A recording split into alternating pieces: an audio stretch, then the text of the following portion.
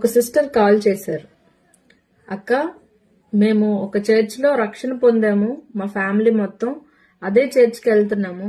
కానీ కొన్ని కారణాల వల్ల మా పాస్టర్ గారికి మా పాస్టమ్మ గారికి మేము ఇష్టం లేదు. అయితే ఎప్పుడు మా కొరకు ప్రత్యేకించి ప్రార్థించరు, మమ్మల్ని ప్రేమగా చూడరు. మిగతా పాస్టర్స్ ఎవరైనా మా ఇంటికి వస్తే మమ్మల్ని చాలా ప్రేమగా చూస్తారు, మా కోసం ప్రార్థన చేస్తారు. మాకైతే మేము రక్షణ పొందిన చర్చికి వెళ్ళాలని లేదు. ఎందుకంటే వాళ్ళు మా మీద పగతో ఉన్నారు, కక్షతో ఉన్నారు. మేము వేరొక సంఘానికి వెళ్ళొచ్చా అని అడిగారు.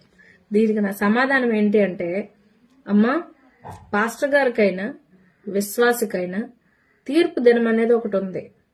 పాస్టర్స్ ఫ్యామిలీ అంతా సరాసరి పరలోకం వెళ్ళిపోతారని అనుకోవడం మీ భ్రమ. మనం ఫాలో అవ్వాల్సింది సేవకుల్ని కాదు, సేవకుల్ని పిల్లల్ని కాదు, దేవుడిని.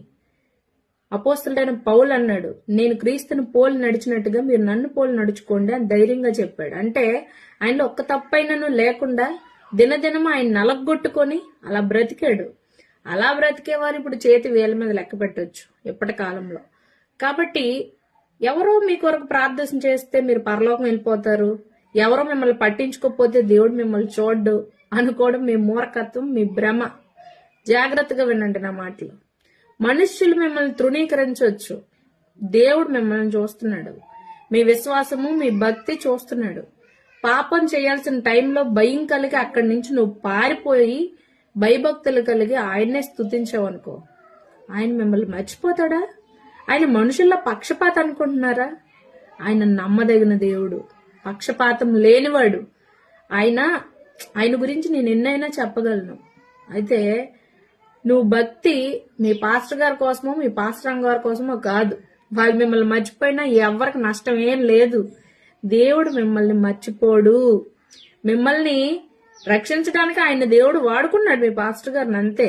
కానీ నిన్ను రక్షించింది, స్వరక్తం ఇచ్చి మిమ్మల్ని రక్షించింది, మిమ్మల్ని కాపాడుతుంది, రేపు నిత్య జీవం నడిపించబోతుంది దేవాది దేవుడు. కాబట్టి ఎవరో మిమ్మల్ని ప్రేమించట్లేదని సంఘం మార్చేయడం ఎందుకమ్మా? పాస్టర్స్ గా ఉన్నవారు ప్రత్యేకించి మా కొరకు ప్రార్థించాలి. మేము అక్కడ ఉన్నా సరే మమ్మల్ని జ్ఞాపకం చేసుకోరు. మేమంటే వాళ్ళకి ఇష్టం ఉండదు. అలాంటి కుళ్ళు కుతంత్రాలు ఉంటే వాళ్ళేం పాస్టర్స్ అని అంటున్నారు. అలా అనకూడదమ్మా. పాస్టర్స్ కి తీర్పు తీర్చే అధికారం మనకు లేదు. నువ్వు ఏ కొలతతో కొలిస్తే అదే కొలతతో మనకి కొలవబడుతుంది. వాళ్ళు మనుషులే కదా, మనుషులకు ఉండే ఫీలింగ్స్ వాళ్ళకి ఉంటాయి కదా. దుష్టుడు వాటినే క్యాచ్ చేసుకొని వాడుకుంటాడు. కాబట్టి అందుకు మనం బాధపడకూడదు. దేవుడు మిమ్మల్ని మర్చిపోడు, అది జ్ఞాపకం ఉంచుకోండి. మీలోని తప్పులు బోల్డ్ అని ఉండే ఉండొచ్చు, అవన్నీ సరి చేసుకోవాలి. మీరే వెళ్ళి మాట్లాడాలి. మాట్లాడినా సరే పట్టించుకోవట్లేదు అది ఇది అంటే ఓకే, మీ పని మీరు చేస్తున్నారు కదా. దేవుడు మిమ్మల్ని మర్చిపోడు. సన్నిధికి వెళ్ళండి, ప్రార్థించండి. తగిన సమయంలో ఆయన ఫలితం ఇస్తాడు. అంతవరకు ఆయన కుడి చేతి కింద దీన మనస్కులై ఉండండి. అంతేగాని ఎన్ని సంఘాలకని అలా మారుతారు? ప్రతి ఒక్కరిలో ఖచ్చితంగా ఏదో ఒక బలహీనత ఉంటది. అలా బలహీనతలు బట్టి బయటికి వెళ్ళిపోవాలంటే నువ్వు ఎక్కడ స్థిరంగా ఉండలేవు. అది మీరు చక్కగా జ్ఞాపకం ఉంచుకోండి. ఇది ప్రత్యేకించి నేను విజ్ఞాపన చేస్తున్నాను. మీరు ఒక దగ్గర నిలిచి ఉండలేరు అంటే ఎక్కడ నిలిచి ఉండలేరు. అది మీరు జ్ఞాపకం ఉంచుకోండి. ఒకవేళ మీరు అన్నట్టుగానే అలాంటి ఫీలింగ్స్ వాళ్ళకుంటే దేవుడు అన్యాయస్తుడు కాదు, తీర్పు తీరుస్తాడు. ఒక విషయం తెలుసా? విశ్వాసుల కంటే పాస్టర్స్ కి రెండంతల తీర్పు ఉంటుందని బైబిల్ చెప్తుంది. మరి కఠినమైన తీర్పులోకి మీరు రాకుండానట్లు బోధకులై ఉండకండి అని లేఖనాలు సెలవిస్తున్నాయి. అదేంటక్క, మాకు తెలిసిన వాళ్ళు చాలా మంది రకరకాల పాపాలు చేసి బోధించేస్తున్నారు. ఇప్పుడు నేను మీకు బోధించేస్తున్నాను.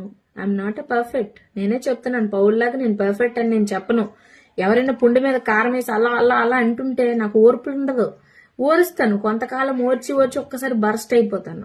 అన్ని రోజులు ఓర్చుకున్న ఓర్పుకు మరి విలువ ఉండదు, అలా అయిపోద్ది. ప్రతి ఒక్క మనిషిలో బలహీనతలు ఉంటాయి, కానీ ఆ బలహీనతలు జయించాలి.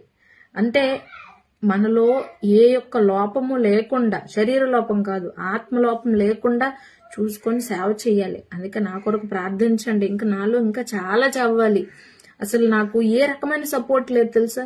ఒంటరిగానే దేవుని పోరాటం చేశాను.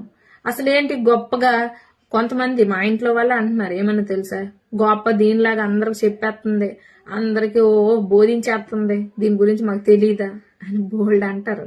మా ఇంట్లో వాళ్ళే అంటారు, నేను ఎందుకు పనికిరానని అంటారు. కానీ దేవుడికి తెలీదా? మీరు చెప్పండి, దేవుడికి తెలీదా? సారమ్మలో అందరూ గొడ్రాలను చూశారు, కానీ జనములకు తల్లి అనిపించుకుంది ఆవిడ. దావీదులో అందరూ గొర్రెల కాపరిని చూశారు, కానీ దేవుడు మహారాజుని చూశాడు. యోసేపులో అప్పుడు అందరూ బానిసను చూశారు, తర్వాత ప్రధానమంత్రి అయ్యాడు. నిన్ను మనుషులు ఎలా చూస్తున్నారో నాకు తెలీదు, దేవుడు వేరేలా చూడబోతున్నాడు. నమ్మిన వారు ఆమెను చెప్పండి. కాబట్టి మనుషులు నిన్ను తృణీకరించారు, నిన్ను ప్రేమించట్లేదని అంతకాలం ఏడుస్తావు. దేవుడు నిన్ను చూస్తున్నాడు, తగిన సమయంలో ఆయన నిన్ను హెచ్చిస్తాడు. కాబట్టి భయపడకు, వాక్యాన్ని బట్టి ధైర్యం తెచ్చుకొని ఈ పోరాటంలో విజయం సాధించు. ఆమేన్. God bless you.